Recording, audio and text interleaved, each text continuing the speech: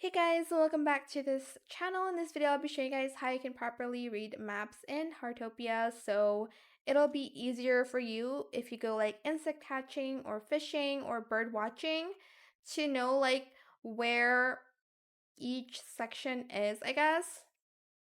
So we have these like yellow lines on the map and it basically shows like where the area is and like the border, I guess.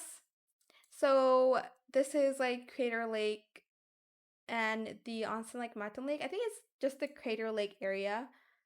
And then here's Ruins is over here.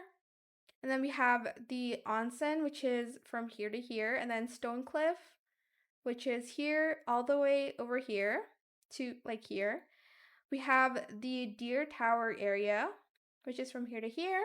Forest Island, Spirit Oak Pine Forest, which is here to there. Jump Puzzle, East Pier of Fishing Village. We have the Fishing Village Square here, the wharf, the lighthouse, Amethyst Beach, Windmill Flower Field, the Whale Mountain area.